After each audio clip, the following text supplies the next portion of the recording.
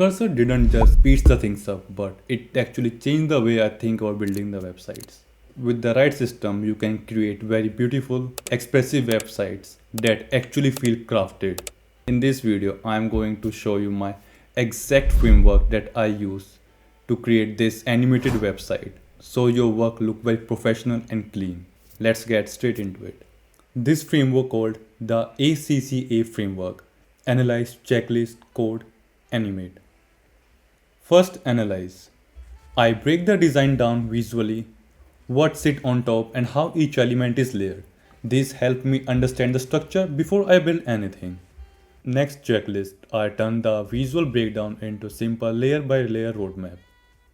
Over here you can see that there's a layer 1 for gradient, 2 for the navigation bar, third clouds. In fourth layer we are going to build h1 footer, and in our final layer we are going to add our product image over here. This keeps the process clear, so I'm never guessing what to build next. Then code. I build the static version one layer at a time without worrying about the motion. The goal here is structure, clarity and not polish. Only at the end I do the animation. We are going to use GSAP in this project.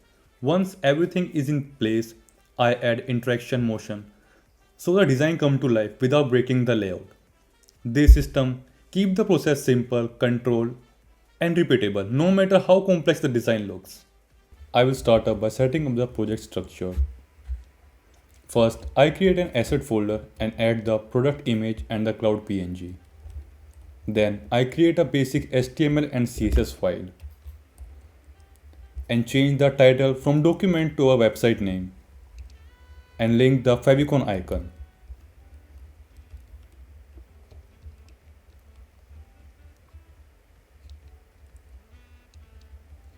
To make sure everything is connected properly, I add simple hello world heading and run the live server. Once that loads correctly, I knew the setup is solid. Now it's time to create gradient. I give reference image of the final UI design and writing a prompt. This is the UI design I want to code. I created basic file structure of HTML, CSS and assets folder. First, create gradient using these two colors.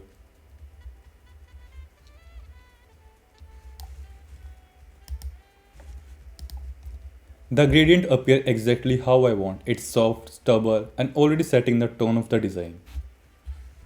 Now it's time to build the navigation bar. Now create a nav bar using logo PNG in asset folder. Next to logo, its brand name. Add the menu bar at the right side of nav bar. And the color of the text is this one.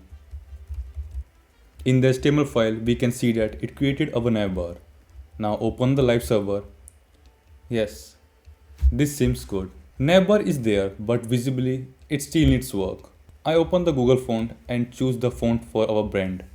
I copy the HTML embedded code and paste it below our link of favicon. Now let's copy the font family and paste it in the body section. The font is applied, but the proportions are off. The logo feels too small and the menu bar is too large. And the alignment isn't centered. So I refine the prompt. Now logo size is too short. Increase the size of the logo that match the .brand name class. That match the class brand name. Next, decrease the size of the menu bar. It's too large. We can see that it changed the menu icon and the logo height. I check the result again, better, but the spacing between the logo and the brand name feel too wide. Need one more adjustment. Make the logo and brand name closer. They are too much far, not same as in the design. Now the navbar feel balanced, clean, centered and much closer to the original design. Now I move to the cloud layer. This is where depth starts to matter. First, I give a cursor a prompt. Now for the next part, create a cloud layer effect. First, multiple cloud image at different depth. Second, position the cloud strategically across the page. Third, use CSS for the initial styling. Fourth, cloud should look soft and dreamy. Use the cloud image from assets. Now let's add a little bit more detail into the prompt. Background should match as above UI design. File I attach. I check the result and immediately it doesn't feel right. The cloud are scattered randomly and they don't support the composition the way I need. Instead of guessing, I attach the cloud layer image as reference and update the prompt. Make a cloud cluster like this file I attach. Make a sky-like effect into it. I refresh the screen. This is much better. The clouds feel more controlled, but they are still too uniform. So I refine it again for variation in cloud size and spacing. This looks good, but I know I need another cloud layer after H1, footer and the product image. So everything blends smoothly. For now, I move on H1 and the footer section. Next is hero heading. I write a prompt for the H1 based on the design. Now add the H1 heading and the color should be this. With the font size of 299 pixel, this H1 will be above the clouds. The result comes in. Structurally, it's correct, but visually it's off. The heading is too centered and the font size doesn't feel good. So I adjust it manually in class main heading. I change the top value from 50 to 40% and increase the font size to 10 VH. I refresh and now it's feel balanced. Now it's time for the footer. It's contain a paragraph to left and CTA button to the left paragraph. Content in the paragraph is this one. Font family should be this and the font size of 3 VH. For the CTA button, white border and rounded border radius. Inside it, text is discover the fragrance with the arrow button to the right. Font family should be this one and the font size is 3 VH. The structure is there, but details need refinement. The CTA button also needs some presence, so I increase its width by adjusting the gap to 10 VW. For the line height, change the line height for class footer text and bring the line bit closer. Then another prompt for the font weight. Change the font weight to 200 in footer text. Each small change in the footer feels more intentional. Now I move to the final layer, the product image. Next is add the image of the bottle on the top of H1. Use the bottle image.png from the assets, position as the reference image I attach. I drag and drop the image from the Figma file. In the CSS file, the bottles appear but the position feels slightly off. So I adjust it, moving the bottle to 60% vertically. Next is another cloud layer on the top. The goal here is to make H1 and the bottle feels like they're sitting inside the cloud, not floating above them. To keep the things clean, I comment the previous cloud layer that make it easier to adjust a new layer on the top. I prompt again. Now add another layer of the cloud at the bottom left of the bottle image. So it looks like bottle is between the cloud. In HTML file we can see that it's created another div for bottles cloud. I refresh and now the blendings feel right.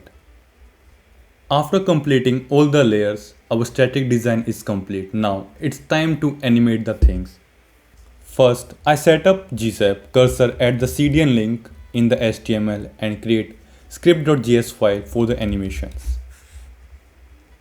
It's also adds some default animation, but I don't need those. So I remove everything and start clean. I write a prompt specifically for the bottle animation. I selected script.js file. In first animation, there will be no bottle. After some delay, it will come from that bottom to the footer and stop as its default position set in style.css file. I refresh the page but animation run, but it's too heavy. There is lag, unnecessary cloud motion and the bottle movement doesn't feel natural. So I rewrite the prompt and simplifying the motion and focusing only what's matter. There should be no animation on cloud and text. This result is much better, but it still needs refinement. Next, I add animation for H1 and footer. After the bottle animation, animate the H1 heading and the footer text. Make it feel like coming from bottom. Both of them animate after the border animation is complete. Everything worked except the CTA button. So I prompt again to fix that. Add same animation on the CTA button. At this point animation work but timing feel too slow. The text delay is too long, so I reduce it with one final prompt. Now animation looks good. Optimize all of them. I refresh one last time. There is an issue over here. The text coming too late after the border animation. Now it's time to fix this one. Let's prompt it again. Text is coming too late and slow. Increase pace little bit and decrease the animation timing. I refresh one last time and this is the final result. Everything moves smoothly, nothing feels rushed and design finally comes alive. And that's the full process from layout to motion, vibe coding, complete website using AI. Every improvement comes from observing the result, refining the prompt and focus on the details that matter. All the links are description below.